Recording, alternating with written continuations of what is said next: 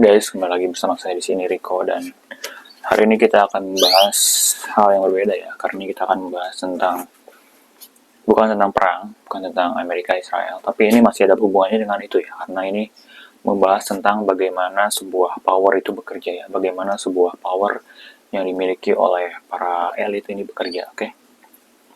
Di sini, aduh ini ngalangin ya. Sebentar ya. Oke. Sini ada tiga poin utama. Yang pertama itu ada uang, money. Yang kedua itu ada individual. Dan yang ketiga ada yang namanya nation state. Oke. Nah, kita bahas yang pertama dulu. Yang pertama ini ada money. Jadi, sebuah sistem keuangan bank itu namanya adalah bank sentral ya. Namanya adalah ada yang namanya fractional reserve banking. Nah, ini pasti sama sekali nggak pernah diajarkan di sekolah, sama sekali nggak pernah diajarkan di pendidikan-pendidikannya. Jadi, sebuah central bank itu mengontrol keuangan dunia dan membuat sebuah ilusi. Ini adalah scam terbesar sepanjang abad manusia. Yang dimana sistemnya itu begini ya, sistem fractional reserve banking itu begini. Jadi, ketika kita menyimpan uang di bank, anggaplah kita nyimpan uang 100 juta di bank. Nah, kan kita mikirnya bahwa oke, bank megang uang kita sebanyak 100 juta ya. Sebenarnya itu sama sekali salah teman-teman. Jadi, bank itu hanya menerima uang kita sebanyak 10%. Ini setiap negara beda-beda. Kita patokin aja 10%. Ya mungkin berbeda, ada yang 9, ada yang 11, tapi kita patokin 10% ya. Oke, jadi 10% kita anggap. Jadi kita naruh bank 100 juta, bank cuma menyimpan 10%-nya, atau berarti 10 juta. Nah, jadi bank cuma menyimpan 10 juta. Terus 90 juta lagi itu diberikan kepada orang. Jadi misalkan ada orang minjem, dikasihin. Jadi sebenarnya ketika kita nyimpan uang, itu bank cuma nyimpan 10%-nya. Dan 90%-nya dikasih lagi ke orang yang ngutang. Begitu juga sebaliknya, ketika 90 juta ini orang pakai, diambil orang, terus dia simpan lagi di bank kan. Pasti dia simpan lagi di bank kan, ketika dapat uang banyak, taruh di bank lagi. Bank cuma nyimpan 90% lagi, dia cuma nyimpan 80 juta. Bayangkan teman-teman ya. Terus begitu sampai berputar. Jadi 100 juta yang kita simpan di bank itu bisa berlipat ganda menjadi 1M teman-teman. Bayangkan. 100 juta jadi 1M. Dengan hanya kita menyimpan satu orang 100 juta gitu. Bayangkan berapa banyak orang dunia menyimpan uang di bank sebanyak itu. Nah, itulah sistem namanya fractional reserve banking. Ini orang-orang harus tahu semua ini. Ketika orang tahu semua ini, pasti akan ada pemberontakan di besok pagi, teman-teman. Jadi, dengan cara ini, bank itu bisa membuat uang yang unlimited, teman-teman. Tidak akan habis, karena dia bisa mencetak terus uang dengan melakukan hal tersebut, gitu loh. Nah, jadi sebenarnya kita itu literally tidak membuat the real money gitu loh, karena money ini benar-benar cetak doang gitu loh. Jadi sebenarnya nggak ada harganya uang ini, men.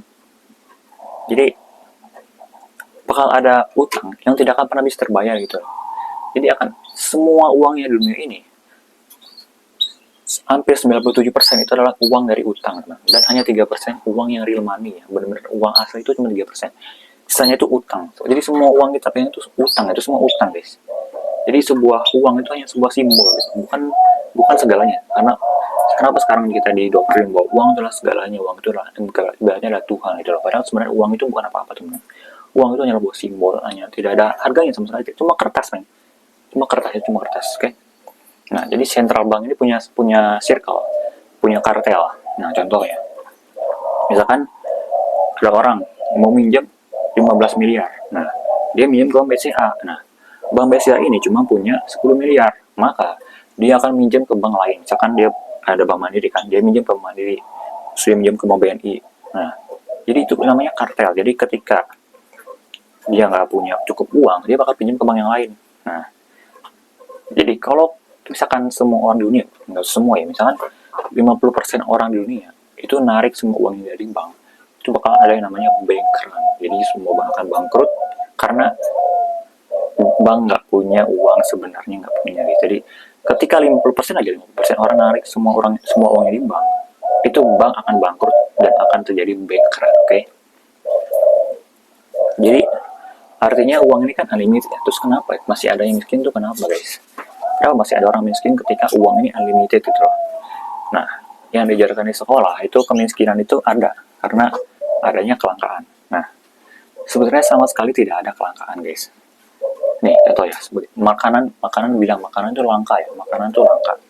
Sebenarnya ini adalah makanan itu melimpah, guys. Makanan itu di mana-mana ada. Mau kalian kemanapun, makanan akan melimpah. Karena kalau kalian lihat seberapa banyak makanan yang dibuang dalam satu hari. Kalian lihat di tong sampah, kalian lihat di pembuangan akhir. Berapa banyak makanan yang dibuang dalam satu hari. Dalam satu hari itu berapa ton makanan yang dibuang ke tempat sampah gitu loh. Coba bayangkan kalau semua makanan ini kita cuma makan secukupnya gitu loh. Kita makan secukupnya, kita nggak buang-buang makanan gitu loh. Kalau emang nggak usah seperti MBG ini, jujur aku sangat nggak setuju dengan MBG. Karena apa? Yang ada justru malah semakin membuang-buang makanan gitu loh. Kan nggak, maksudnya kalian lihatlah sampah-sampah setelah MBG, terus sampah-sampah yang gue yakin gak semua makanan yang dikasih itu dimakan, dihabisin sampai habis, pasti ada sisanya banyak. Kalau dikumpulkan se-Indonesia ini banyak banget teman-teman. Jadi MBG ini bukannya malah membantu, malah membuang makanan dan menambah sampah plastik yang banyak teman-teman. Karena apalagi pas sekarang ya, yang gue lihat ya, di gue kan MBG ya, nah, yang aku lihat setiap hari itu dikasih plastik semua kemasan, semua makanan itu dibungkus dalam plastik gitu. Apakah nggak menambah sampah plastik? Jadi kita lanjut ke kemiskinan tadi, kita balik lagi ya. Jadi kemiskinan ini dibuat supaya kalau nggak ada yang miskin, maka nggak akan ada yang mau kerja. Maka semuanya akan mau jadi semuanya nggak mau kerja gitu. Nggak akan ada kelas-kelas pekerja, kelas bawah tuh nggak ada. Jadi mereka itu memang sangat membutuhkan kelas bawah. Makanya mereka mempertahankan supaya tetap ada mereka yang kelas bawah ini, supaya ada pekerja. Jadi supaya menciptakan sebuah ilusi bahwa uang itu berharga, padahal sebenarnya sama sekali enggak, guys. Dan ketika uang sudah banyak, ketika sudah mereka cetak terus sampai kekayaannya melimpah dan sangat hampir bubble, mau pecah, mereka buat yang namanya krisis. Nah, krisis ini ada untuk menghancurkan uang yang sudah banyak itu. Jadi orang akan ngerasa ketika krisis ini, oh uang ini langka, padahal itu adalah permainan mereka juga. Jadi setiap adanya krisis itu, ya itu emang sebuah plannya mereka juga gitu lah. Maka dari itu adanya perang. Nah, perang itu apa? Untuk menghancurkan uang yang sudah banyak ini sekarang. Amerika Iran. Kenapa dia perang? Karena Amerika sudah membuat selalu banyak uang, sehingga dia perlu mengalokasikan uangnya supaya bisa menyebar gitu loh, supaya bisa nggak kelihatan kalau Amerika ini sebenarnya uangnya sudah terlalu banyak teman-teman ya, dari utang. Oke, kita lanjut ke yang kedua, yaitu individual. Nah, zaman sekarang itu orang itu mencari kesenangan itu hanya untuk pribadi ya. Jadi kalau kita lihat sebelumnya, pada zaman dahulu ya, dari histori sebelumnya, itu individu itu nggak ada sebelumnya. Jadi kalau zaman dahulu, hukuman yang paling berat itu adalah diasingkan. Nah, beda sama sekarang ya. Kalau sekarang hukuman paling berat kan hukuman mati kan. Kalau zaman dahulu, hukuman yang paling berat itu adalah ketika dia diasingkan. Jadi ketika dia melakukan kesalahan yang paling besar, maka dia akan diasingkan. Diasingkan dari sosial, dari komunitas sosial. Dia asingkan kemana, baru dia balik lagi. Nah, itu dulu hukuman terberat adalah itu. Nah, di sini ada dua pemahaman untuk memahami dunia. Yang pertama itu adalah polytheism, yang kedua adalah neuroscience. Nah, polytheism ini agar kita percaya kepada takdir, percaya kepada keberuntungan. Jadi kita tidak bisa mengontrol yang namanya takdir ini. Sedangkan sekarang itu neuroscience. Jadi kita seolah-olah bisa mengontrol bagaimana dunia dapat. Jadi sekarang kita bisa kita kontrol dengan mendapatkan pengalaman, kita bisa mengontrol dunia.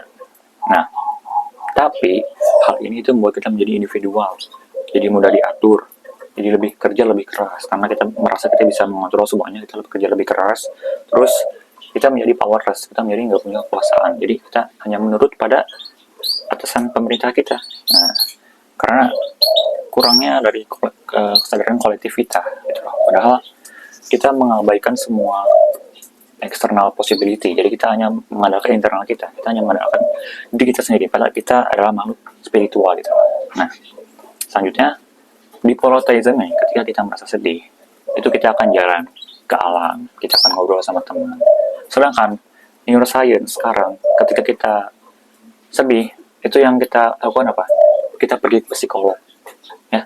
Dan itu justru faktanya ya, ketika kita pergi ke psikolog itu yang ada bukannya malah menyelesaikan masalah kita, yang ada malah makin marah dan makin parah gitu loh.